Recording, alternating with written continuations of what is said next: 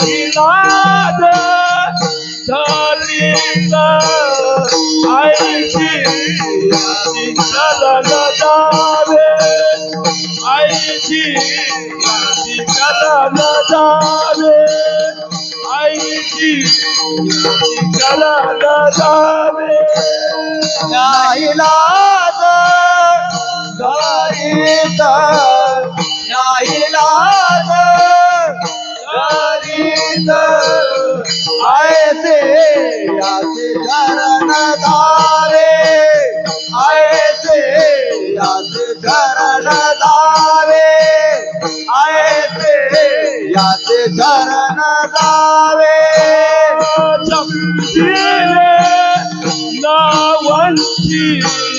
शक्ती दिले नावंती आईची चलन जावे आईची चलन जावे आईची चलन जावे शक्ती देवे नावाचे शक्ती देवे नावाचे आयते याचे चरण जावे आयते याचे चरण जावे आयते याचे चरण जावे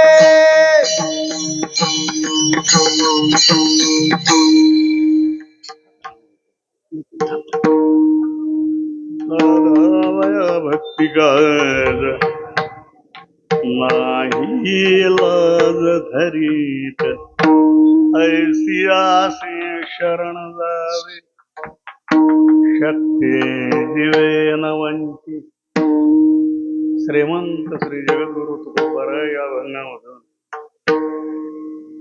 आयुष्यामध्ये माणसानं कोणाला शरण जावं आणि त्यालाच का जावं याचं वर्णन महाराज येथे करतात. तसं पाहिलं तर शरण जाणं ही गोष्ट काही मोठेपणाची नाही, सन्मानाची नाही.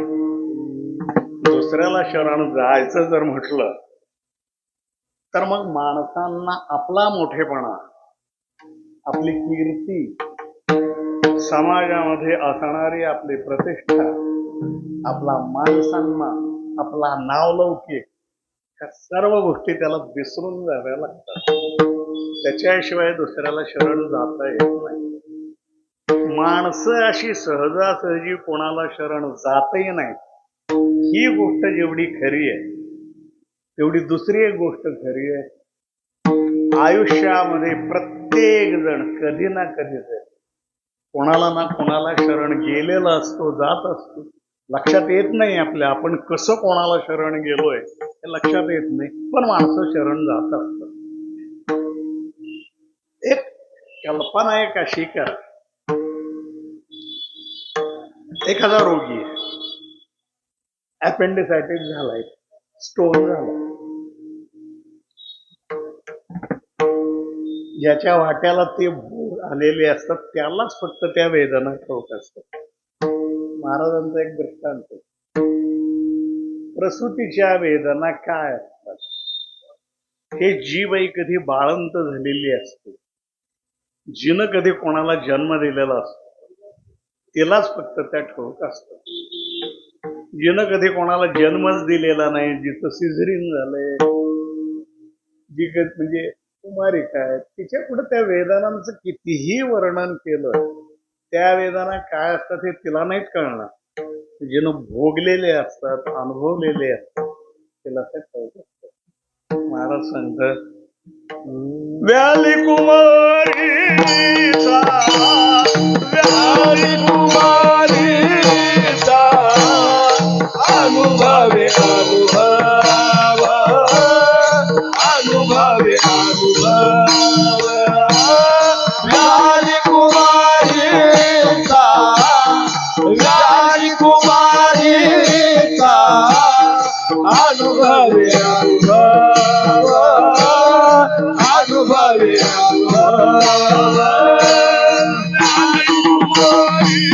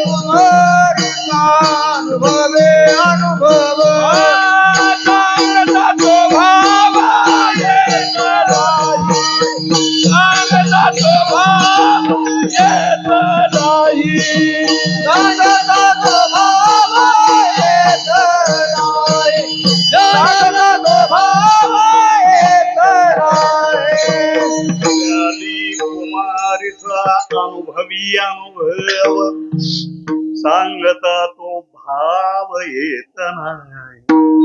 ज्याप्रमाणे प्रसूतीच्या वेदना जिनं कधी काळी भोगलेले असतात तिलाच फक्त त्या ठाऊक असतात. जिनं कधी कोणाला जन्मच दिलेला नाही, जी कधी प्रसवलेली नाही, तिच्या पुढे त्या वेदनांचं कितीही वर्णन केलं, अगदी त्या विषयावरचे ग्रंथच्या ग्रंथ जरी वाचायला दिले, त्या वेदना काय असतात ते तिला कळणार नाही. जिला भोगलेले असतात तिला ते ठाऊक असतात. त्याप्रमाणे ज्याला कोणाला कधी काळी अपेंडिसायटिस झालेला असेल त्याला ठाऊक आहे त्या वेदना काय असतात. रात्री 1 वाजता 2 वाजता पोटामध्ये दुखायला लागतो, जमिनीवरती गडबडा लोळायला लागतो, गुरासारखा ओरडायला लागतो, वेळ अवेळ रात्र अपरात्र काय म्हणत नाही, डॉक्टरांच्या दारामध्ये जातो, हाका मारायला लागतो. डॉक्टर साहेब बाहेरून व्हिजिट वरून नुकतेच आलेले असतात, कंटाळलेले असतात, ते वरूनच सांगतात, अरे बाबा आत्ता काही दार उघडणार नाही, उद्या सकाळी काय असेल ते उद्या बघतो. हा बाहेरूनच हात जोडायला लागतो, विनवायला लागतो, पाया पडायला लागतो. डॉक्टर साहेब सकाळपर्यंत मी जगेन असं काही मला वाटत नाही, वेदना असह्य झाल्यात, कृपा करून आत्तापुरती एखादी गोळी द्या, एखादं इंजेक्शन द्या, उद्या सकाळी मी परत येतो. दार उघडायला वेळ झाला तर बाहेरूनच दारावरती डोका आपटायला लागतो, बाहेरूनच हात जोडायला लागतो, बाहेरूनच पाया पडायला लागतो. जो रोगी आहे त्यानं वैद्यापुढं डॉक्टर पुढं नतमस्तक झालं पाहिजे, हात जोडले पाहिजे. जो अपराधी आहे हा वकिलापुढे शरण होत असतो, जात असतो. लक्षात येण्यासारख्या गोष्टी आहेत. आपण हात जोडतो, विनवणी करतो, काही गोष्टी अशा आहेत लक्षातही येत नाहीत आपल्या, आपण कसं कोणाला शरण गेलोय ते. रस्त्यानं आपण चाललेलो असतो, समोरून एखादा कॉन्स्टेबल यायला लागलेला दिसतो, त्याला बघितलं की माणसाला नमस्कार साहेब म्हणून नमस्कार करतात. आपला काही पाहुणा असत नाही, तो मित्रही असत नाही, जराशी ओळख झालेली असते, ते वाढवण्याचा प्रयत्न करतो, कारण त्या खाकी कपड्याचं सामर्थ्य काय हे आपल्याला चांगलं ठाऊक असतं. न जाणो कधी पोलीस स्टेशन मध्ये जायची पाळी आली, येऊ नये पण आली तर 4 टोले घ्यायचे ते तरी वाचतील. ओळख असलेली बरे असते, जामीन वगैरे देताना उपयोग होतो. माणसं आपणहून त्यांना नमस्कार करतात. त्या सत्तेपुढे आपण पत्करलेली ती शरणागती आहे असं कधी आपल्याला वाटत नाही. आपण फार सामान्य माणसं आहोत, आपल्या गोष्टी सोडून द्या. ज्यांना आपण मोठं समजतो ती तरी काही आपल्यापेक्षा वेगळी असतात, आपल्यासारखीच आहे, सोडून द्या. मधले अदले आता सगळी सोडून द्या. त्या मुख्यमंत्र्याला म्हटलं, तुम्हाला कशाला कोणाला नमस्कार करायला पाहिजे, राज्याचे मुख्यमंत्री आहेत, सगळे आमदार तुमच्या भेटीसाठी कधीपासून ताटकळत थांबले, आम्हाला उपमुख्यमंत्री करा. नाही करतायत, किती लोकांना करणार, अगोदरच दोघं आहेत, आणखी आता कुठं करायची. राहिलं कॅबिनेटचं तरी मिनिस्टर करा की, आम्हाला अवघड होते, सगळ्यांना ऍडजस्ट करून घ्यायचं नाही. राज्यमंत्री तरी करा, तेही शक्य होईल वाटत नाही. म्हणजे निदान महामंडळाचा अध्यक्ष तरी करा, पण बसायला लाल दिव्याची गाडी तेवढी आम्हाला द्या. अशी याचना करत सगळे तुमच्या भेटीसाठी तत्पर थांबले. तुम्हाला कशाला कोणाला तरी नमस्कार करायला जायला पाहिजे? ते म्हणतील काय आमचं तरी खरंय, जोपर्यंत वर्षाची मर्जी आहे, वर्षाची म्हणजे परमेश्वराची नाही, दिल्लीश्वर आहे, यांची मर्जी जोपर्यंत आहे तोपर्यंतच ह्यांचं मुख्यमंत्री पद असतं. नाहीतर रात्री झोपताना मुख्यमंत्री, सकाळी उठले तर साधे मंत्री राहिलेले नसतं. त्यांना कुठंतरी जाऊन कोणाला तरी नमस्कार करून यावा लागतो. कोणाची तरी मनधरणी त्यांनाही करावी लागते, कोणाची तरी प्रार्थना त्यांनाही करावी लागते. त्या पंतप्रधानाला म्हटलं, देशाचे पंतप्रधान आहेत, सगळ्या राज्याचे मुख्यमंत्री तुमच्या भेटीसाठी वाट बघत थांबले, तुम्हाला कशाला कोणाला तरी नमस्कार करायला जाऊन कशाला जायला पाहिजे? एरवी जरी कधी त्याने तुम्हा आम्हाला नमस्कार केला नाही तरी 5 वर्षातून एक दिवस उजाडतो, ज्या दिवशी तुमच्या आमच्यासारख्या सामान्य माणसाच्या दारात हात जोडून उभारलेले असतात. कसली मिरवणूक चालली म्हणून बघायला आपण सहज बाहेर आहोत. आणि हे गाडीमध्ये जरी असले, आपल्याला बघितलं की तिथनच हात जोडायला लागतात, विसरू नका म्हणायला लागतात. एक झोळी काखेला अडकवलेली असते, अदृश्य असते, आपल्याला कधी दिसत नाही. पण कशाचं दान, कशावर शिक्का मारून कुठे टाकायचं ते हात जोडून विनवणी करून प्रसंगी पाया पडून सांगायला लागतात.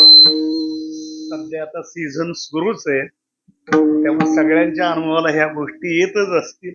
कधीही आपल्या बरोबर न बोलणारी माणसं आपल्या दारामध्ये हात जोडून उभी असतात. आपल्याला बघितल्यानंतर हात जोडतील काय नवल आहे? अगोदरच महिने पोस्टरवरती असे हात जोडून उभा असतात. जगामध्ये समर्थ असं एकही जण नाही ज्याला कधीच कोणापुढे नतमस्तक व्हावं लागलं नाही, कधी कोणाची मनधरणी करावी लागली नाही, कधी कोणाची प्रार्थना करावी लागली नाही. असा समर्थ असा जगामध्ये एकही जण नाही.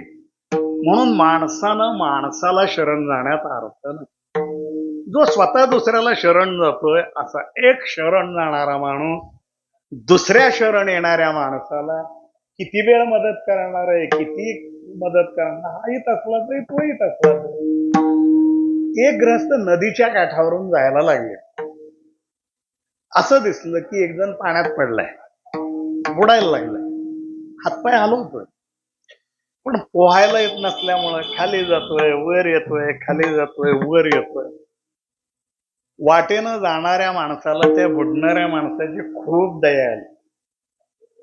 पण ह्यालाच जर पोहायला येत नसेल तर त्या बुडणाऱ्या माणसाला तो काय मदत करू शकतो? आरडाओरडा करण्यापलीकडे दुसरं काहीच करू शकत नाही. एक बुडणारा दुसऱ्या बुडणाऱ्याला वाचवू शकत नाही, हाही तसलाच आहे, तोही तसलाच आहे. त्याप्रमाणे एक शरण जाणारा माणूस दुसऱ्या शरण येणाऱ्या माणसाला फारशी मदत करू शकत नाही, फार वेळ करू शकत नाही, हाही तसलाच आहे, तोही तसलाच आहे. म्हणून माणसानं माणसाला शरण जाण्याचा अर्थ नाही. शरण जाणं जर चुकणार नसेल, कुणाची तरी प्राय धरायचीच असते, कुणाची तरी प्रार्थना करायचीच असेल, तर मग महाराज म्हणतात अरे अशाला शरण जावं ज्याला भक्तांची कामं करण्याची लाज वाटत नाही. असं जो कोणी असेल, जायचंच असेल शरण तर मग त्याला जा. एक व्यवहारातला अनुभव असा आहे, शेतकऱ्याची चोर असतात गावात, पण एकदा कॉलेजची हवा खाऊन आली, एकदा बुलेट वरनं हिंडायला गेली हे मग गाईचं शेण काढायची लाज वाटते, कमीपणा वाटतो. हे काय माझी काम आहेत का? असलं कुठं शेण काढा, गोठा झाडून काढा, कमीपणा वाटतो, लाज वाटतो. हा विश्वाचा मायबाप जरी असला, सर्व सत्ताधीश जरी असला, द्वारकेचा राणा जरी असला, ह्याला काही लाज वाटत नाही, कमीपणा वाटत नाही. कोणी सांगितलेलं नव्हतं खरकटी पानं तेवढी उचला, उष्ट्या पत्रावळ्या उचला, असं तर काही कोणी त्याला सांगितलेलं नव्हतं. पण तरी सुद्धा राजसूय यागाच्या वेळेला युधिष्ठिराच्या घरच्या उष्ट्या पत्र न सांगता उचलायला लागतो. महाराज सांगतात भाविकाचे काम देव अंग्य रे, भाविकाचे काम देव अंग्य भाविकाचे काम देव अंगे भाविकाचे काम देव अंगे भाविकाचे काम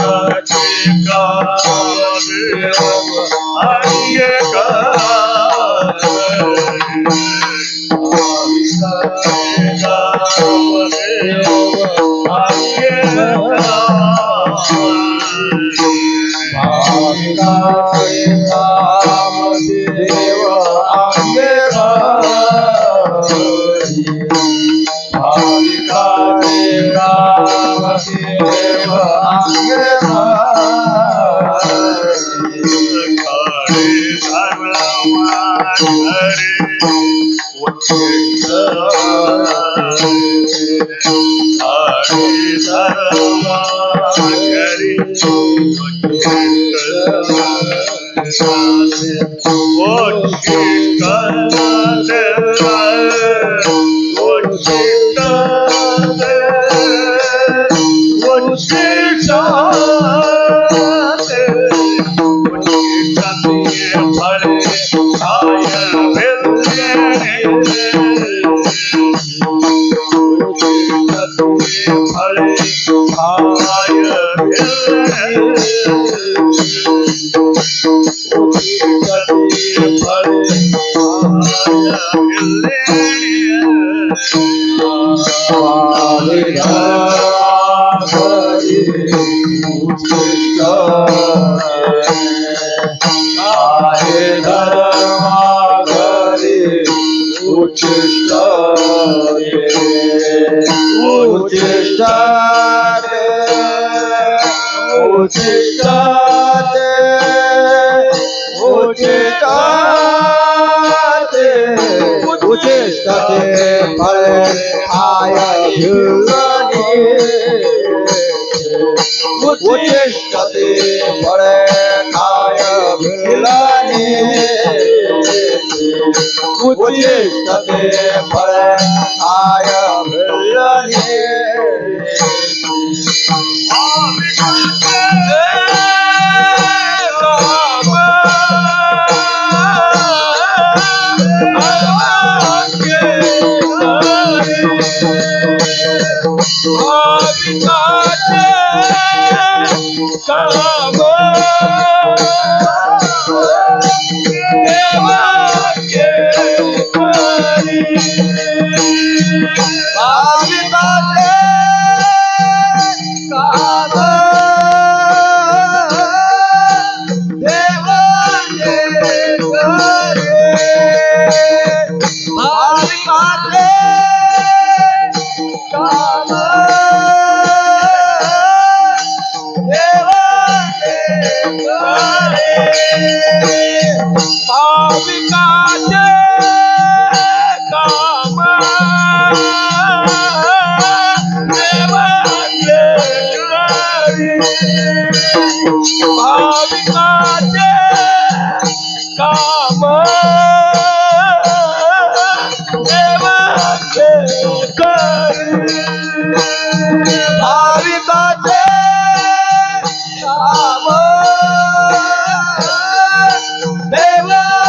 अंग्य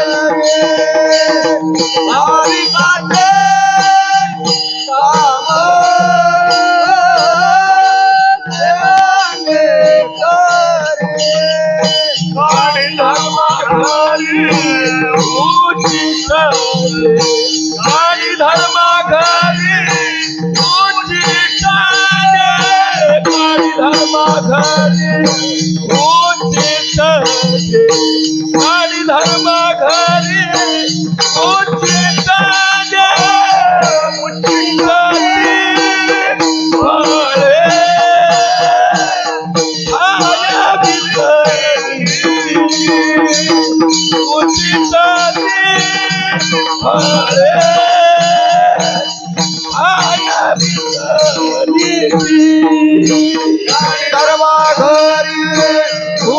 उच्चिष्टते काळी धर्मा घरी उच्चिष्टते काळी धर्मा घरी उच्चिष्टते काळी धर्मा घरी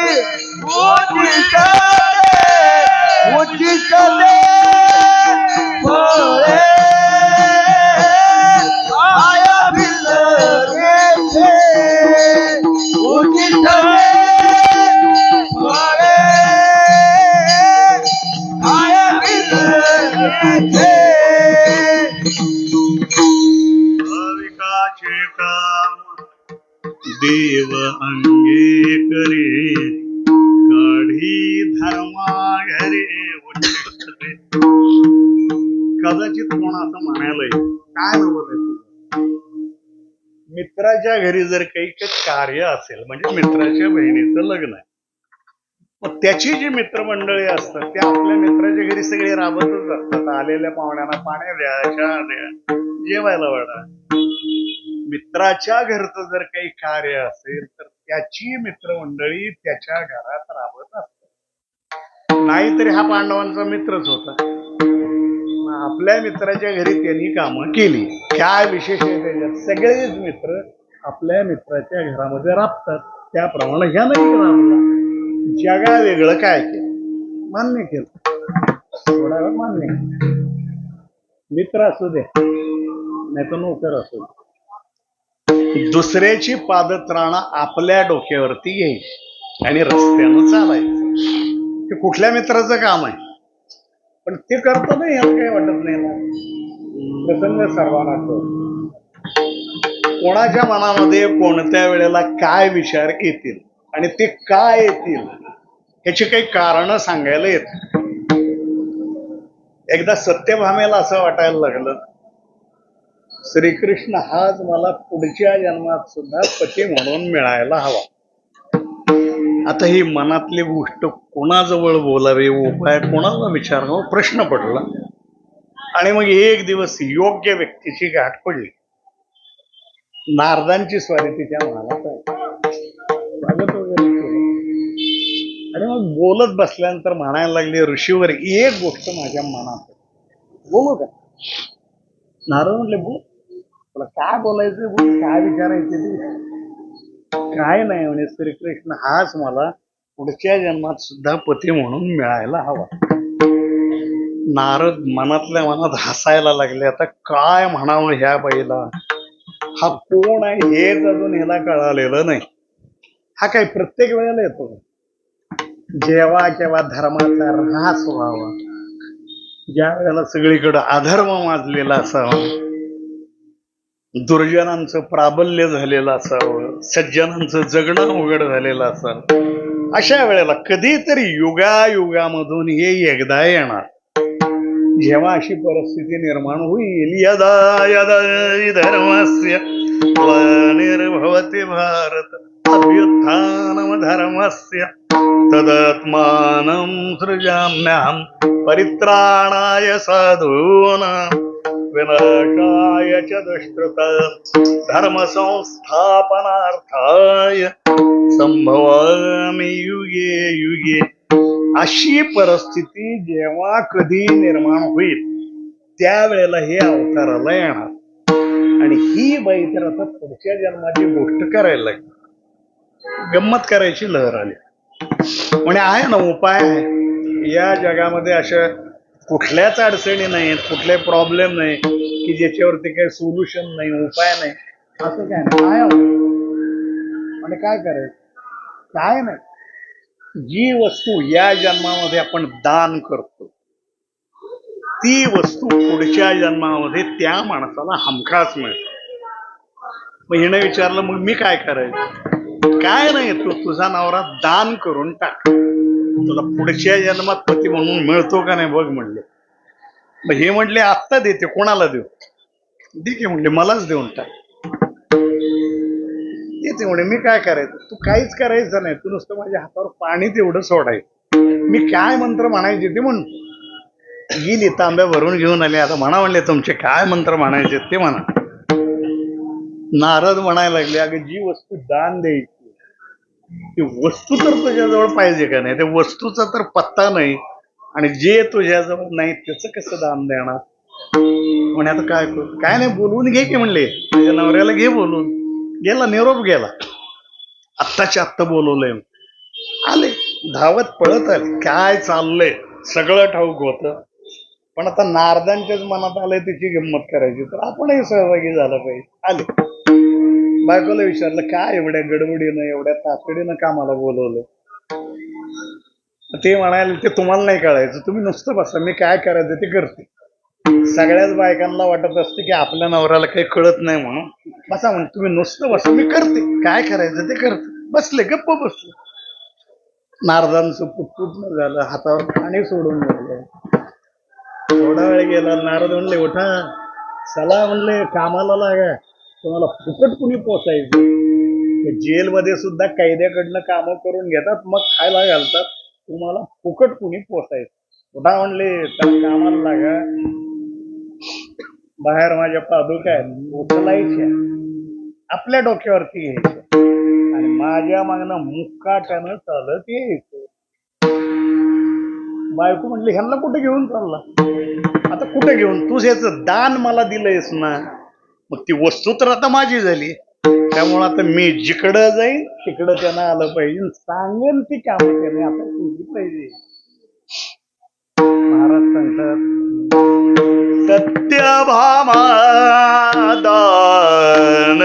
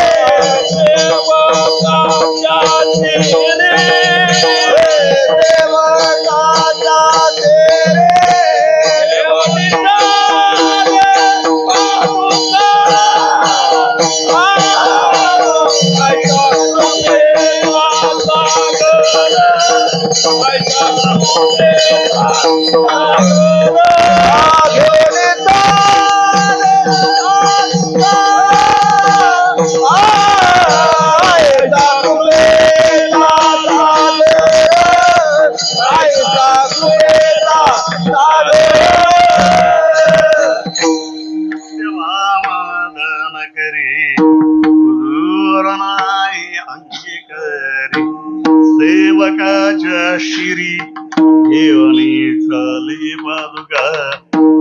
ज्या नगरीचा तो राजा आहे त्या स्वतःच्याच नगरामधून नारद पुढे चालतात आणि त्यांच्या पादुका आपल्या डोक्यावर घेऊन त्यांच्या मागे तो चालवत. काही लाज वाटत नाही, कमीपणा वाटत नाही. आता कदाचित कोण असं म्हणायला येते त्याच्यावर ते काय नवलंय, बायकोला कळायला पाहिजे होतं आपण काय करायला लागलोय. तर दुसऱ्या 16,107 होते अजून आणि आपल्या नवऱ्याचं दान हिनं देऊन टाकलं. आता एकदा वस्तू दुसऱ्याला दिली म्हटल्यानं ज्याला ती दिली तो तर त्याचा मालकच झालेला असतो. आता त्याचा वापर कसा करायचा हा त्याचा प्रश्न आहे. सगळेच नोकर आपल्या मालकाने सांगितलेली कामं करतच असतात. त्याप्रमाणे हे नाही काम केलं. आता तो त्यांचा सेवकच झाला होता, नारद त्याचे स्वामीच झाले होते. मग मालकाने सांगितलेलं स्वामीनं सांगितलेलं काम करणं हा सेवकाचा धर्म आहे. आपला धर्म तेवढा त्यांना पाळला. सगळेच नोकर मागे सांगितलेली कामं करतात. जगा वेगळं काय केलं मान्य केलं, हेही मान्य केलं. नोकर असू द्या मित्र असू द्या, दुसऱ्याच्या लेकराची बाळू ते दूध बसायची. हे कोणत्या मित्राचं कोणत्या नोकराचं काम आहे, त्यातली त्यात पुरुष नोकर. पण ते करताना ह्याला काही लाज वाटत नाही. प्रसंग सर्वांना ठाऊक. सोखवराच्या बायकोचं बाळंतपण जवळ आलं. घरात काही नाही. नवऱ्याला म्हणायला लागले अहो दिवस भरत आले, घरात तर काहीच सामान नाही, कसं व्हायचं माझं बाळ. ऐकून घेतलं, बाहेर पडलं. दुपारच्या जेवणापर्यंत तरी सामान घेऊन येतील, संध्याकाळच्या जेवणापर्यंत येतील, पण नवऱ्याचा काही पत्ता नाही. हे बाहेर गेले ते तिकडे घाबरले. सामान तर घरात नाहीच आहे, पण आता तर सोबतीलाही कोणी नाही. आता कसं माझं बाळंतपण व्हायचं ह्या काळजीमध्ये पडले. अचानक दारावरती थाप पडली, वहिनी दार उघडा म्हणून. आता कोण आलंय ह्या वेळेला वहिनी म्हणत दार उघडलं. त्यांच्या वंसबाई जे चोखोबारीची बहीण आली. तिला बघितलं, जीव मोठा झाला, आधार वाटायला लागला. वंसबाई तुम्ही कशा अगदी देवानं पाठवल्यासारखे आलात. तिनं सांगितलं दादानी तुमची सगळी अडचण मला सांगितली, काय काळजी करायची नाही, तुमचं सगळं बाळंतपण आता माझ्याकडे लागलं, काय नाही ते सांगा सगळं आणून टाकते. दुसऱ्या दिवशी सगळं घर सामानाने भरून टाकून दिलं. दुपटे वळते शिवून कपाट भरून टाकले. बाळंतपण व्यवस्थित पार पडलं. 5वी वगैरे झाली. थाटामाटानं बारसं साजरं केलं. जातीतल्या लोकांना बोलावून जेवण वगैरे दिलं. एवढं सगळं झाल्यावर मग म्हणायला लागले वहिनी मला आता परवानगी द्या, गेलं पाहिजे. मग ते म्हणाले असं कसं जाताय तुम्ही वंसबाई, माहेरी आलाय. रीत आहे, पोरगी माहेरी आली म्हटल्यावर त्याला साडी चोळी करूनच पाठवायचं. तुमचे बंधुराज कधी एवढे दिवस बाहेर थांबत नाही, ते येतील, ते आले रीतीप्रमाणे तुम्हाला साडी चोळी केली म्हणजे मग जायचं, तोपर्यंत काही जायचं नाही. हे म्हणायला लागले हे बघा वहिनी तुमची अडचण होती म्हणून मी आले. मलाही घरी लेकरं बाळ, मलाही विचारणारा नवरा आहे. मी जर असं एवढे दिवस माहेरी जाऊन जर राहायला लागले तर उद्या नवरा मला घरातही लवकर घ्यायचं नाही, तुला तिकडंच राहायला बरं वाटते तर जा म्हणेल तिकडं. तुमची अडचण सगळी संपली, व्यवस्थित बाळंतपण झालंय, दुसरे शिवून तयार आहेत. आता काही तुम्ही आग्रह करू नका, मला जाऊ दे.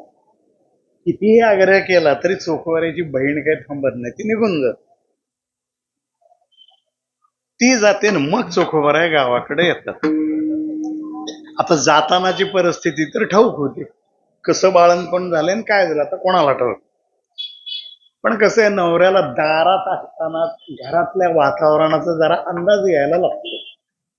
म्हणजे नवऱ्याला बघितलं तिथं आणि बायकोनं पाण्याचा तांब्या पुढे आणून ठेवला, थोड्या वेळानं चहाचा कप आणून दिला तर समजावं वातावरणामध्ये गारवा आहे, शांतता आहे, सगळं ठीकठाक आहे. पण नवरा तिथे दिसला आणि घरातली भांडी जर आडवी तिडवी पळायला लागली तर समजावं गडगडाट जरा जास्तच व्हायला लागलाय, आपल्यालाच वातावरण दिसते. चोखोबाराय दबकत दबकत आले. बायकोनं पाण्याचा तांब्या पुढे आणून ठेवला. चेहरा बघितला, लक्षात आलं सगळं व्यवस्थित पार पडलं. मग ह्यांना विचारायला उत्साह आला, कसं झालं बाळानं? सांगितलं व्यवस्थित झालं, काही त्रास नाही. एक गोष्ट तुम्ही फार चांगली केली. चोखोबाराय म्हणाले, मी काय केलंय? अहो तुम्ही वंसवैनला निरोप दिला, त्या आले, त्यांनी येऊन माझं सगळं बाळपण पार पडलं. चोखोबाराय म्हणाले, आता आणखी कुठली वंश उगवली होती?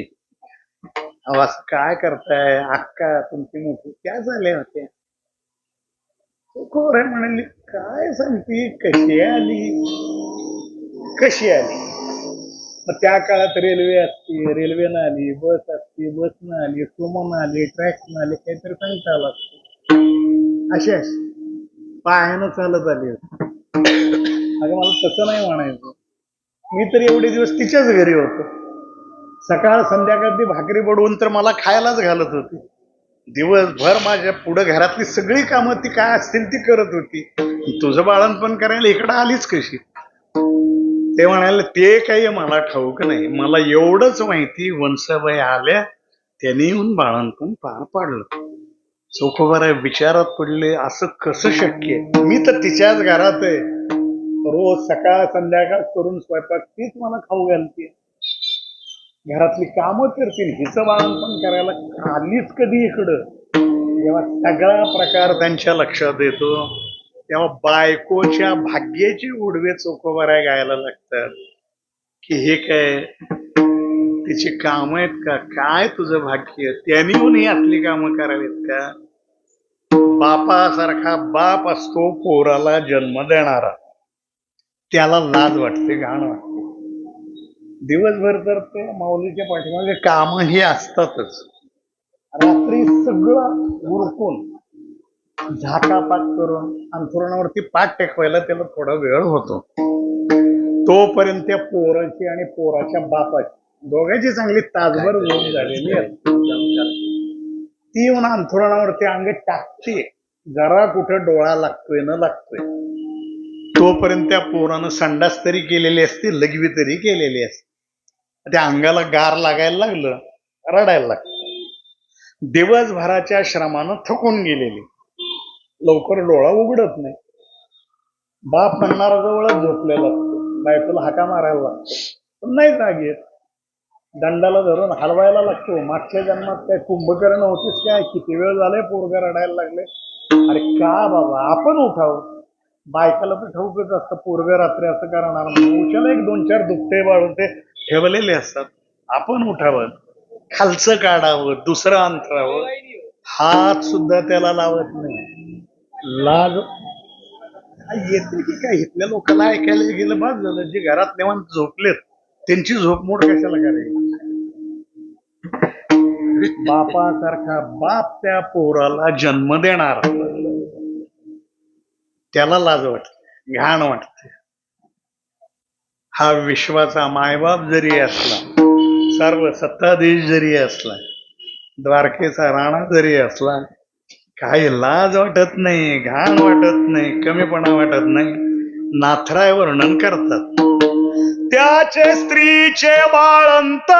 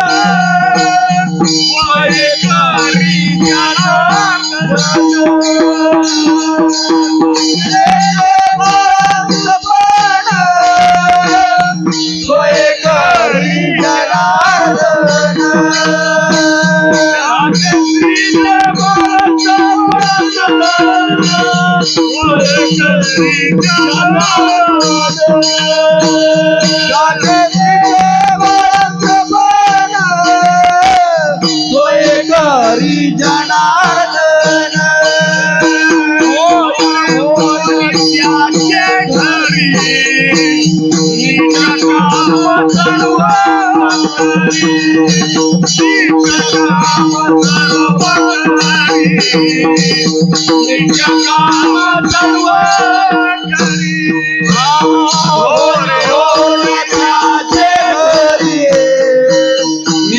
काम सर्व करी नित्य काम सर्व करी नित्य काम सर्व करी स्त्रीचे बाळंतपण स्वय करी जनार्दन. लाज वाटत नाही, कमीपणा वाटत नाही, ही काय माझी काम आहेत का? काय म्हणत नाही, न सांगता काम करायला लागतो. म्हणून मग महाराज म्हणतात जायचंच असेल कोणाला तरी शरण जायचंच असेल, कोणाची तरी पाय धरायचीच असतील, कोणाची तरी प्रार्थना करायचीच असेल तर त्याला तुम्ही शरण जा, ज्याला भक्तांची कामं करण्याची लाज वाटत नाही, कमीपणा वाटत नाही. म्हणून महाराज सांगतात साधावय भक्ती कैद नाही लाज धरियेत, ऐसी आसी शरण जावे शक्ती जीवे न वंचित. म्हणा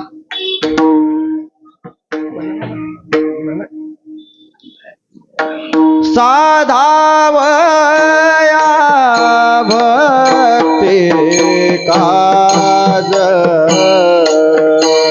साधावया भक्ती काज साधावया भक्ती काज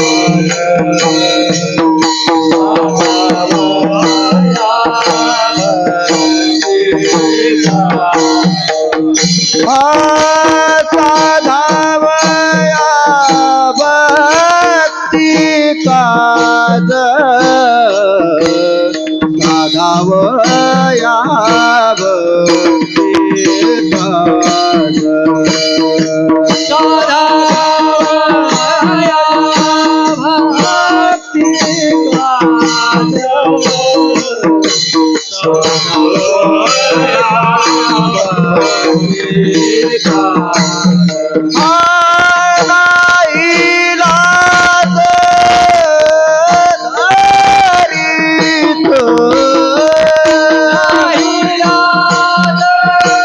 भक्ती काज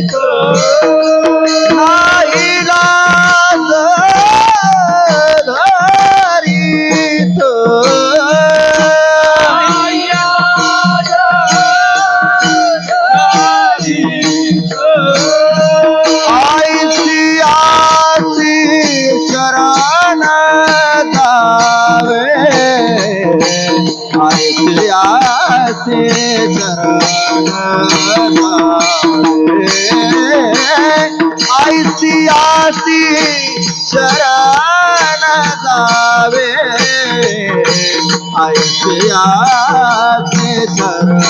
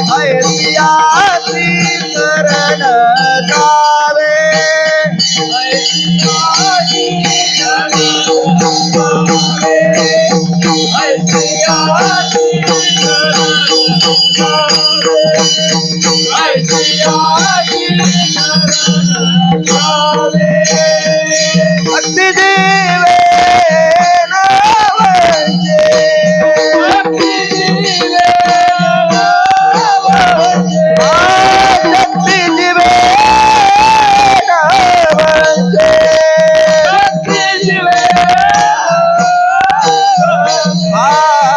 ऐतिहासी शरण जावे ऐतिहासी शरण जावे ऐतिहासी शरण जावे ऐतिहासी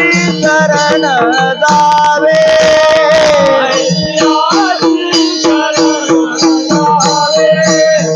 ऐतिहासी शरण जावे ऐतिहासी शरण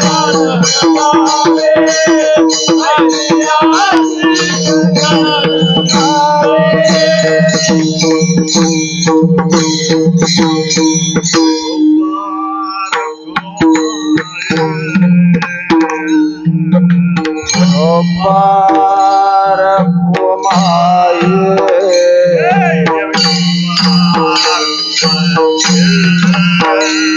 जब हो पार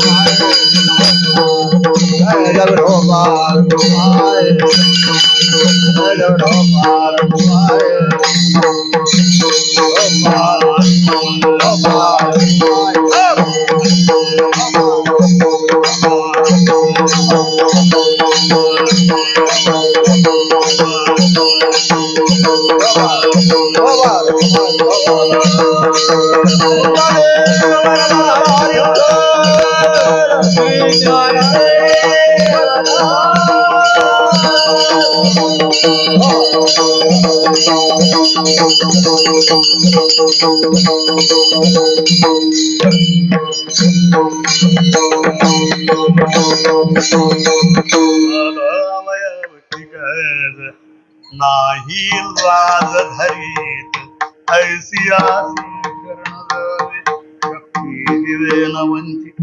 ज्याला भक्तांची कामं करण्याची लाज वाटत नाही त्याला शरण जा म्हणून सांगितलं.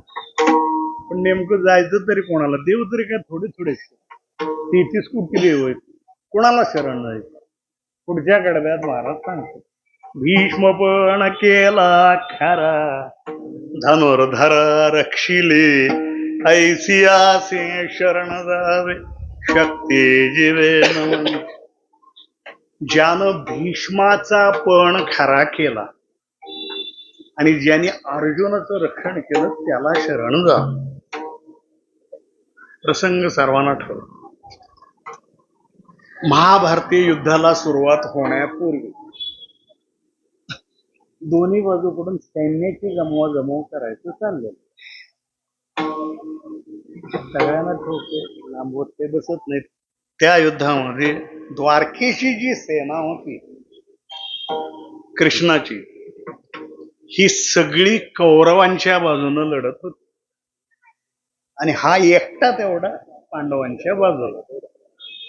अगोदरच सांगितलेलं होतं, मी हातात शस्त्र धरणार नाही, कोणाला मी मारणार नाही, निशस्त्र असा तो पांडवांच्या बाजूला.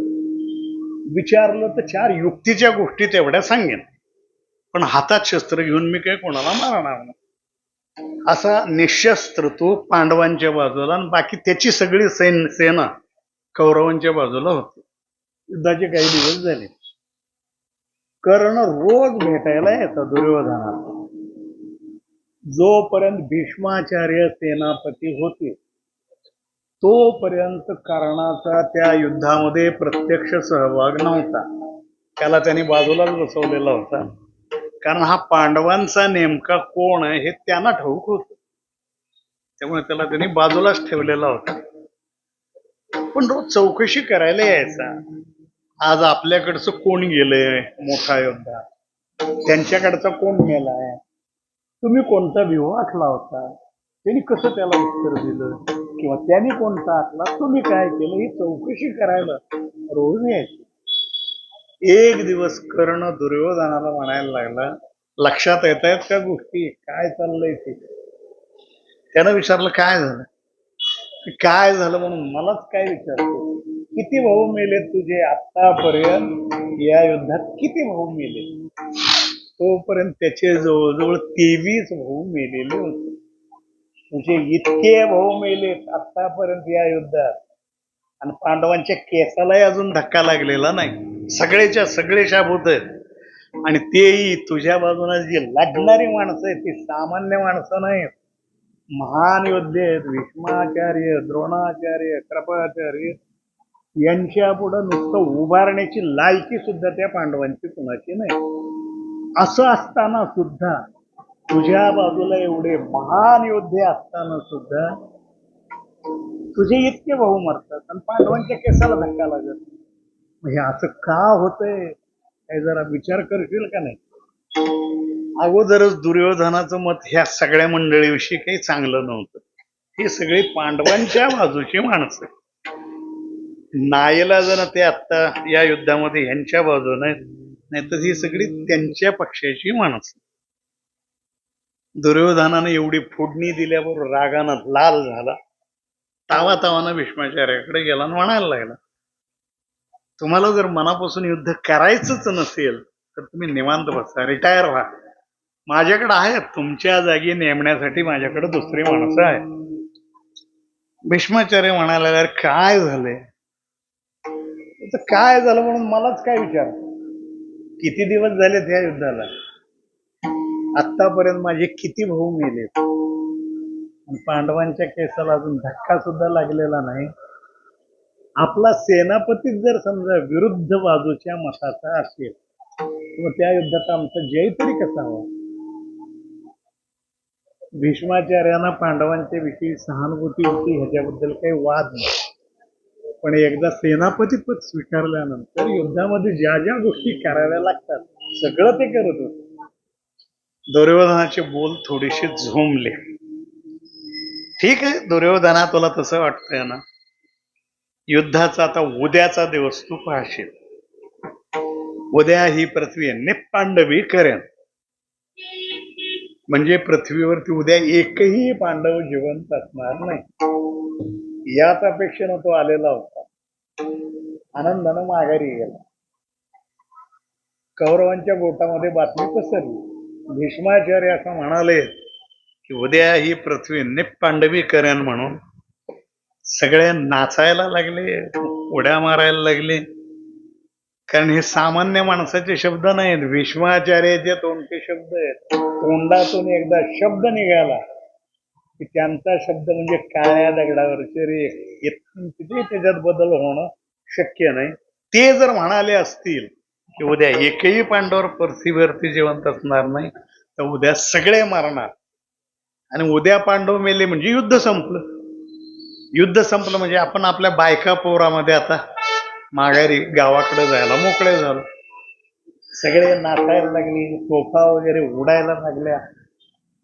आता समोरच्याच बाजूला पांडवांचं तळ पडलेलं. त्यांच्या काही लक्षात येईना आज असं काय घडलंय. त्यांनी तिकडे आनंद उत्सव साजरा केलाय. कुणी आपल्याकडचा एखादा महान योद्धा गेलाय का की ज्याच्या मरणाचं दुःख आपण करत बसावं आणि ज्याच्या मरणाचा आनंद त्यांनी तिकडे साजरा करावा, असा कुणी आपल्यातला गेलाय का म्हणून पुन्हा चौकशी केली. तसं काय नव्हतं. रोज जसे मरत होते तसे मेलेले ज्यांच्या मरणाचं विशेष दुःख ह्यांनी करावं आणि ज्याच्या मरणाचा विशेष आनंद त्यांनी तिकडे साजरा करावा, असा तर काही कोणी मोठा योद्धा गेलेला नव्हता.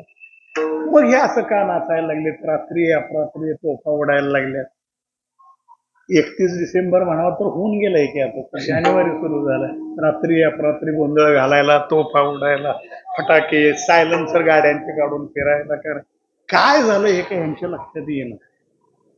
पण थोड्या वेळानं हेराकडनं तर बातमी आली.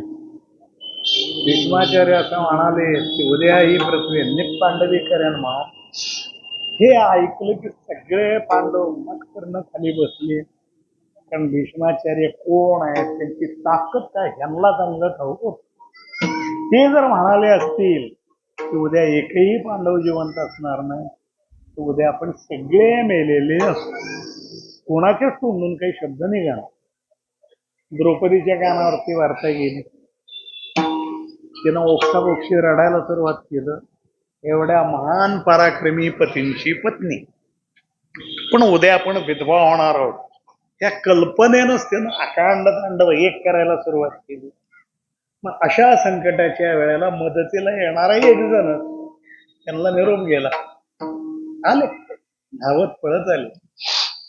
विचारलं द्रौपदीला काय झालंय. ती म्हणायला, अरे कृष्णा तुला काहीच ठाऊक नाही का? त्याला तर सगळं माहिती होतं, पण हा म्हणायला मी आल्यापासून ह्यांना विचारतोय काय झालं म्हणून. एक जणही तोंड उघडत नाही, मला सांगत नाही काय झालंय. मग मला कसं कळावं? तिला वाटतं खरंच ह्याला काही ठाऊक नाही, सगळं सांगितलं. ऐकून घेत एवढंच आहे ना. थांब. ते म्हणायला लागले, अरे एवढंच आहे ना, उद्या विधवा व्हायला लागली की मी, आणि ही गोष्ट तुला अशी एवढी बारकी वाटायला लागली का? असं सांगतो तसं कर. बोलवायला येतो त्यावेळेलाच जेवढं सांगतो तेवढं कर. आता तेवढा एकच आधार होता. पहाटची वेळ झाली. आली, उठवलं, चल म्हणले आता माझ्यावर. निघाले. काय म्हणले, अगोदर पायात घालायचं. कोणी विचारलं सोबत कोण आलंय, एवढंच सांगायचं, माझ्या सेवकाला मी बरोबर आणलाय, बाकी काय. चल म्हणल्या. तिला घेतलं आणि पुढच्याच बाजूला कौरवांचा तळ पडलेला तिकडं जायला सुरुवात केली. पहाटची वेळ झालेलीच होती. सगळ्यांची लगबग चाललेली होती. म्हणजे प्रातर्वेदी वगैरे उरकून घ्यावा, सगळ्या सैनिकाची लगबग चाललेली. कौरवांच्या सेनेची चालली, पण ह्यांना कोणी अडवलं नाही. एक तर सगळ्यांना ठाऊक होतं, कृष्णाला अगोदरच सांगितलंय हातात मी शस्त्र धरणार नाही, कोणाला मारणार नाही. त्यामुळे त्याच्यापासून कोणाला भयच नव्हतं. द्रौपदी किती केले तरी शेवटी ते राजघराण्यातली सूनही होती, शिवाय निशस्त्र होती. कोणी ह्यांना अडवलं नाही. जो तो आपापल्या कामामध्ये व्यग्र. तिला घेतलं आणि जिथं ती भीष्माचार्याची रावटी तिथे गेली. त्याला चपला काढायला सांगितलं. आज जा म्हणून काय करायचं ते सांगितलं. त्यानं चपला काढल्या की ह्यानं ते उचलून घेतले. कारण सेवकांना मालकीने चपलाच्या खाली ठेवायच्या नसतं, पायातनं काढल्या उचलून घ्यायच्या. त्यानं ते उचलून घेतलं, आपल्या छातीजवळ झालं. जा म्हणले आता. गेले, आत गेले. भीष्माचार्य उठून डोळे झाकून फक्त चिंतन करत बसलेले. आता थोड्या वेळाने युद्धाला सुरुवात होईल, मग तत्पूर्वी भगवंताचं स्मरण करावं, चिंतन करावं म्हणून डोळे झाकून फक्त भगवंताचं ध्यान करत बसलेले. याद गेली, काही केलं नाही, फक्त खाली वाकून नमस्कार तेवढा केला. त्या काळातल्या बायका म्हणजे कोपरापर्यंत बांगड्या घालणारे, अजून काही फॅशन आलेली नव्हती. एका हातात एक घड्याळ आणि दुसऱ्या हातात एक बांगडी. ती काही फॅशन नव्हती. कोपरापर्यंत बांगड्या घातलेल्या. हात खाली केल्यावर त्या बांगड्या फक्त घसरून खाली आल्या. त्याची किनकिन झाली, आवाज झाला. भीष्माचार्यांनी काही डोळे उघडले नाही. कोणीतरी स्त्री आपल्या दर्शनाला आली. लक्षात आलं कोण येणार आहे. कोणीतरी कौरव पत्नी नवऱ्याच्या जखमा बांधायला, त्याची सेवा शुश्रूषा करायला आली असेल. डोळे काही उघडले नाही. आशीर्वाद तेवढा नेहमीप्रमाणे दिला. सौभाग्यवती भाऊ म्हटलं. पुन्हा दुसऱ्यांदा खाली वाटले. पुन्हा काकणांचा आवाज. पुन्हा हे म्हणले सौभाग्यवती भाऊ. तिसऱ्यांदा खाली वाचली, पुन्हा आवाज झाला, पुन्हा यांच्यातून शब्द गेले, सौभाग्यवती भव म्हणून. आणि अचानक डोक्यात प्रकाश असा पडला, ही युद्धभूमी आहे, प्रेताचा खच पडलाय, प्रेतावरती ताव मारायला कोले कुत्रे लांडगे रात्रभर आणतात, त्यांच्या भेसूर ओरडण्याचा आवाज येतो, सगळीकडे दुर्गंधी पसरली. आणि अशा या भयान वातावरणामध्ये पहाटेच्या वेळेला जॉगिंगला जावं, फिरायला बागेमध्ये जावं, अशा पद्धतीने एवढे जरी कोण आल्यात बघावं, डोळे उघडले, समोर द्रौपदी दिसली. तिला बघितलं की सगळा प्रकार ह्यांच्या लक्षात आला. आपण काय बोलून बसलो तेही लक्षात आलं. ते म्हणायला लागले, द्रौपदी, हे तुझं डोकं नाही, कोण तुझ्या सोबत आलंय तेवढं मला सांग. तिनं सांगितलं, कोणी नाही, मी माझ्या सेवकाला तेवढा आणलाय. द्वारपालाला हाक मारली, कोण याचा सेवक बाहेर थांबलाय, त्याला तेवढा हात पाठव. आले, चपला आपल्या छातीजवळ धरलेले आहेत, पुढे आले, गुडघे टेकवले, मान पुढे गेले. भीष्माचार्य म्हणाले, कृष्णा, मला ठाऊक होतं हे तुझंच काम आहे म्हणून, कारण माझ्याच एका वचनाला, माझ्याच दुसऱ्या वचनाने, किंवा माझ्याच एका शब्दाला माझ्याच दुसऱ्या शब्दाने मात देणारा फक्त तू एकटाच आहेस. काल शब्द दिलाय दुर्योधनाला, उद्या पृथ्वी निपांडवी करेन म्हणून. आता त्याला दिलेला शब्द जर खरा करायला जावं तर हिला जो आशीर्वाद दिलाय, सौभाग्यवती भव, आशीर्वाद माझा खोटा, आशीर्वाद खरा करायला जावं तर त्याला दिलेला शब्द खोटा होता. दोन्ही गोष्टी एका वेळेला होणं शक्य नाही. एक खरी होईल, दुसरी खोटी होईल, दुसरी खरी होईल तर पहिली खोटी होईल. दोन्ही पैकी एक गोष्ट खरी होईल. ठीक आहे, काल एकदाच मी म्हटलोय उद्या ही पृथ्वी निपांडवी करेल म्हणून, पण आता ही तीनदा माझ्या पाया पडली, हीच माझ्या पाया पडली, तीनदा पाया पडली, आणि 3 वेळेला माझ्या तोंडून शब्द गेलाय, सौभाग्यवती भव. मग तोंडातून 3 वेळेला गेलेला शब्द खोटा होण्यापेक्षा माझ्या तोंडून एकदा गेलेला शब्द खोटा झालेला मला तर वाटतं. पण एक गोष्ट तू लक्षात ठेव, तू जर माझे शब्द खोटे करायला निघालाय, तुझे शब्द मी खरे होऊ देणार नाही. तू म्हणालायस ना हातात शस्त्र धरणार नाही म्हणून, आता सकाळी तुला हातात शस्त्र धरायला लावीन तरच भीष्म. पहाट झालेलीच होती. थोड्या वेळाने युद्धाला सुरुवात झाली. योगायोगानं भीष्माचार्य आणि अर्जुन हे समोरासमोर आलेले. सुरुवातीला भीष्माचार्याच्या बाणाला अर्जुनाकडनं उत्तर जातही होतं, पण नंतर नंतर असं झालं की जेवढे बाण अर्जुनाकडनं येतात, भीष्माचार्याकडनं येतात, तेवढे उत्तरादाखल अर्जुनाकडनं काही माघारी बाण जात नाही. रथ हाकण्याच्या नादामध्ये तिकडं अगोदर फारसं लक्ष दिलं नाही, पण नंतर कृष्णाच्या लक्षात आलं की आता वन वे ट्रॅफिक सुरू झाली. एकीकडनं फक्त बाण येतात, फक्त समोरनं भीष्माचार्याकडनं तेवढे बाण येतात. अर्जुन का उत्तर देत नाही म्हणून आपण जरा मागं वळून बघितलं तेव्हा असं दिसलं, अर्जुनाच्या सगळ्या अंगामध्ये बाण घुसलेले. देवापुढे जसे ते उद्गार खोचून ठेवलेले असतात तसे सगळ्या अंगामध्ये बाण रुतलेले, रक्तबंबाळ झालाय, रक्त खालनं रथामधून ते ओघळायला लागलंय, आणि रक्त जाण्याच्या योगानं मूर्छा येते काय, चक्कर येते काय असं त्याला वाटतंय. म्हणून त्यानं तो ध्वजस्तंभ, रथामधला तो झेंडा अडकवायचा जो खांब, त्या खांबाला मिठी मारून उभारलं. हे फक्त एकदा डोळ्यानं त्यानं बघितलं. अर्जुनाची ही झालेली अवस्था सहन झाली नाही. एवढा माझा लाडका भक्त, माझा मित्र, माझा सखा, आणि त्याची ही अवस्था करता काय? रागानं लाल झाला, विसरला आपण काय म्हणालो होतो ते.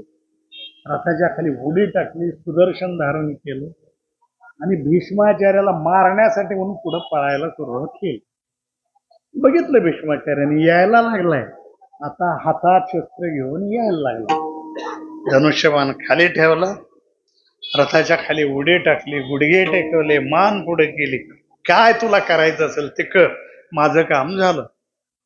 तू माझे शब्द खोटे केलेस, मी तुला म्हणालो होतो तुझे शब्द खोटे करेल, हातात तू शस्त्र धरलं, माझं काम संपलं. काय करायचं असेल ते कर, मला ठाऊक आहे. तू जर मला मारणार असशील, कुणीही मला वाचवू शकणार नाही. आणि तू जर मला वाचवणार असशील, कुणीच मला मारू शकत नाही. जे तुझ्या मनामध्ये असेल ते कर, असं म्हणून मान पुढे केली. सगळा राग गेला. कारण एक भक्त मागे आणि एक भक्त पुढे. अर्जुन जसा कृष्णाचा भक्त, त्याप्रमाणे भीष्माचार्य सुद्धा त्याचे भक्त. कारण हा नेमका कोण आहे हे त्यांना ठाऊक होतं. आणि भीष्माचार्य म्हणजे कोण आहे हे त्याला माहिती होतं. अष्टवसूंच्या पैकी एक असणारे काही कारणानं आले, या भूतलावरती आले. पण भीष्माचार्य मूळचे कोण आहेत हे त्याला माहिती होतं. आणि तो म्हणजे कोण आहे हे यांना ठाऊक होतं. एक भक्त पुढे आणि एक भक्त मागे. एका वेळेला दोन गोष्टी त्यांनी केल्या. अर्जुनाचं रक्षण तर केलंच केलं, पण त्याबरोबर भीष्माचार्याचे शब्द खरे केले. माझे शब्द खोटे झाले तर चालतील. मी म्हटलोय हातात शस्त्र धरणार नाही म्हणून. माझे शब्द खोटे झाले तर चालतील. लोकांनी मला नाव ठेवलं तर चालेल. काय थापाडे खोटारडा आहे. म्हटला होता हातात शस्त्र धरणार नाही, धरलं का नाही?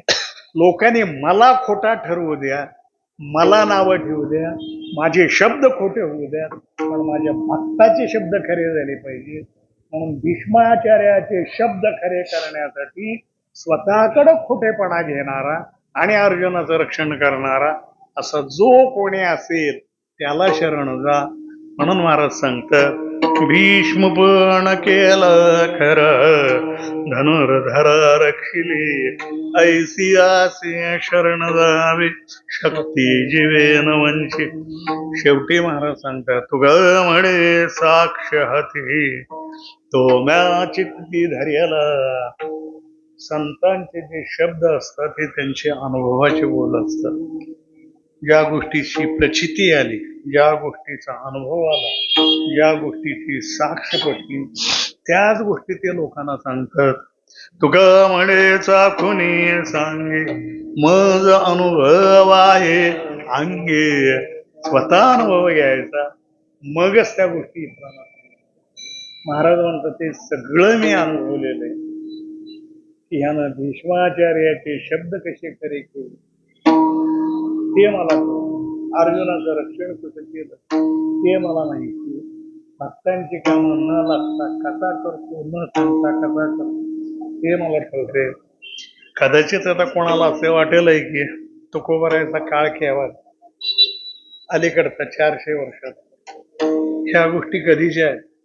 द्वापार युगात 5,500 वर्षापूर्वी. पण तरी तुकोबाराय कसं म्हणतात मला सगळं ठेवतो. तर त्यावेळेला ते नव्हते असं समजायचं का?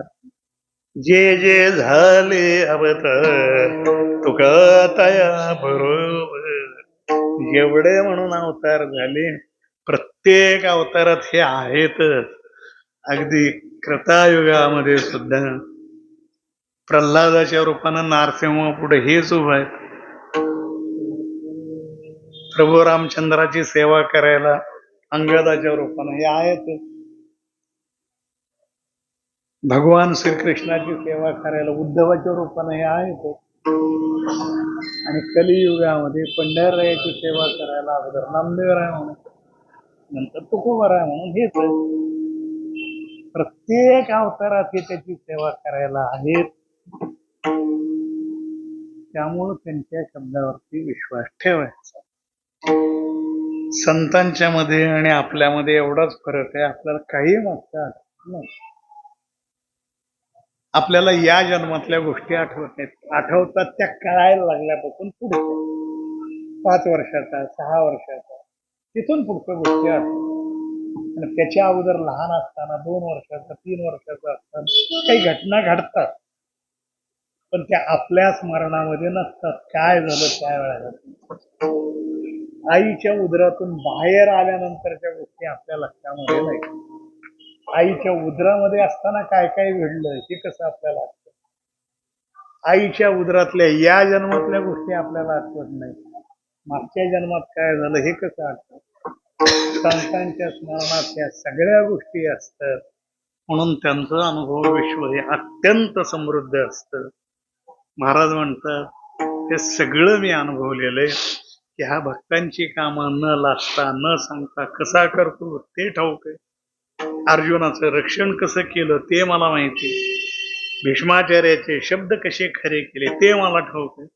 म्हणून मी तुम्हाला सांगतो, जर कोणाला तरी शरण जायचंच असेल, कोणाचे तरी पाय धरायचेच असतील तर त्याला तुम्ही शरण जा. म्हणून महाराज सांगतात साधावय भक्ती कर नाही लाज धरीत ऐसी आसे शरण जावे शक्ती जीवे न वंची भीष्म पण केला खरा धनुर्धरा रक्षिली ऐसी आसे शरण जावे शक्ती जीवे न वंची तुगा म्हणे साक्ष हाती तोम्या चित्ती धर्याला ऐसी आसे शरण जावे शक्ती जीवे न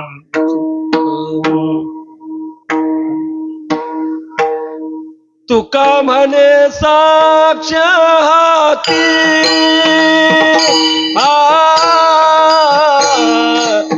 तुका म्हणे साक्ष हाती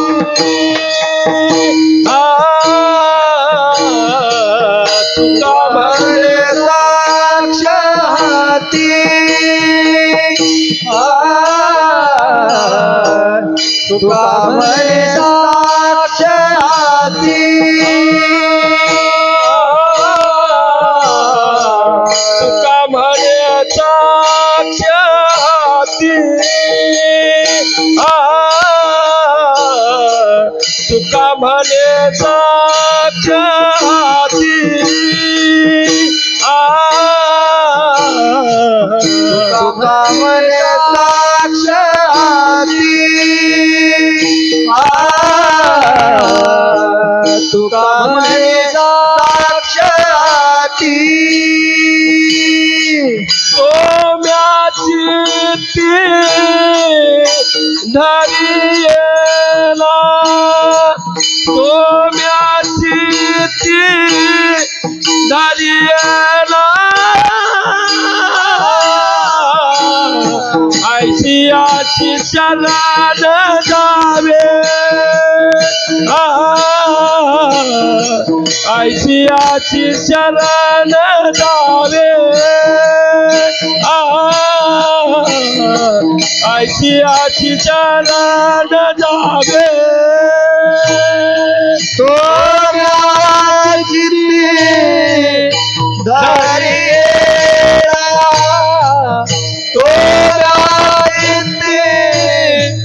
धरियेला ऐशियाची शरण जावे ऐशियाची शरण जावे ऐशियाची शरण जावे तुका म्हणे साक्ष हाती तुका म्हणे साक्ष हाती तुका म्हणे साक्ष हाती तुका म्हणे साक्ष हाती तुका म्हणे साक्ष हाती तुका म्हणे साक्ष हाती तुका म्हणे साक्ष हाती तुका म्हणे साक्ष हाती सोम्याची धरियेला सोम्याची धरियेला ऐशियाची शरण जावे ऐशियाची शरण जावे ऐशियाची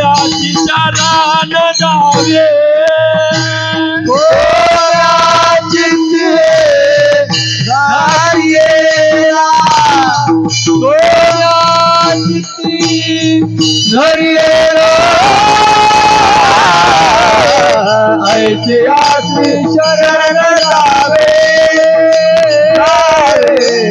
ऐतिहासिक शरण जावे ऐतिहासिक शरण जावे शक्ती जीवे नावांची शक्ती जीवे नावांची ऐतिहासिक शरण जावे ऐतिहासिक शरण जावे ऐतिहासिक शरण जावे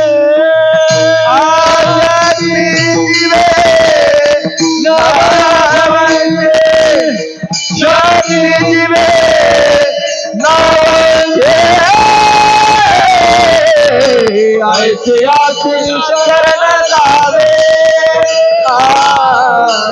ऐतिहासिक शरण जावे ऐतिहासिक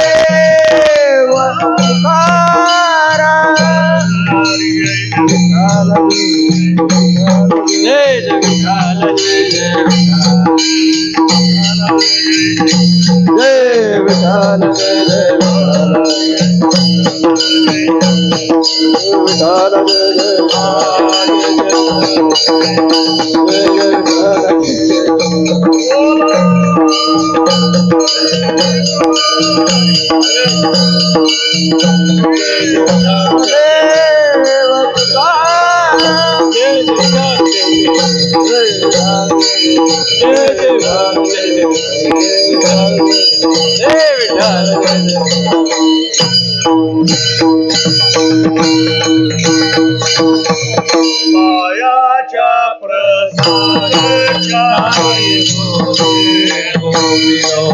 माझा क्षमा करणे संते नोहे अंग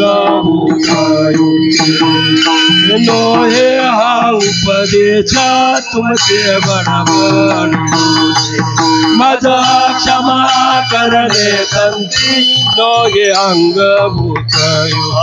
तुमच्या कृपेचे पोचणे जन्मोजन्मी कामने माझा क्षमा करणे संते नोहे अंग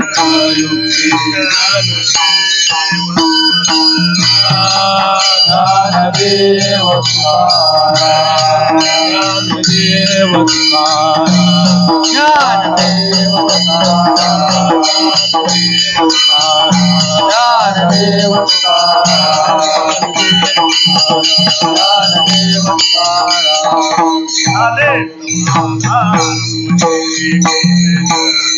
आता उठावे से मनाये नाये नारायणा सर्वाधिकपणे येथे सापडले की आता उठावे से मनाये नारायणा भोग गेला निवारिला आता उठावे से मनाये नारायणा करोगी आरती आता वाळूवती आज पुरल नमस्वंदना पुण्यवंत तुम्ही आज पुरल नमस्वंदना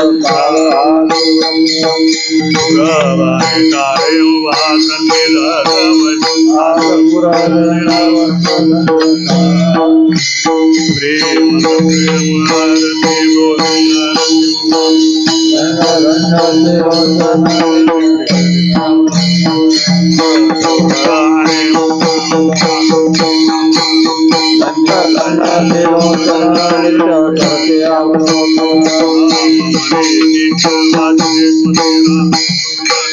धन्य धन्य ते लोचन आरती ज्ञान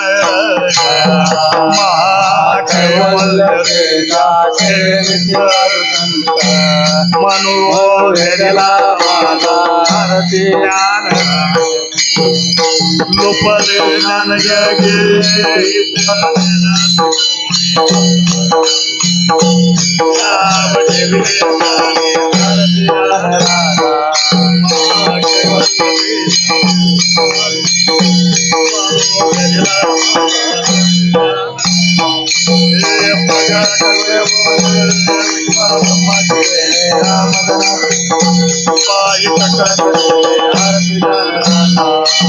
कैवल्य तेजाचे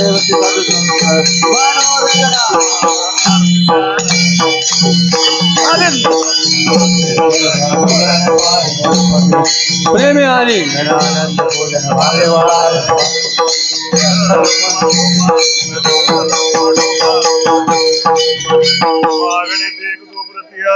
सुंदरी बाय पांडुरंगा या संताशी निर्वेदी म्हणते आणि काही उदार तू देवी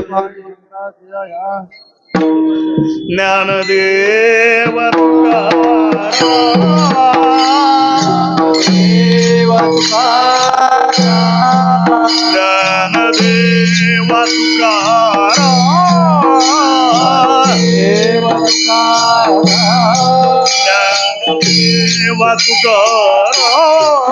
ज्ञानदेव ज्ञानदेव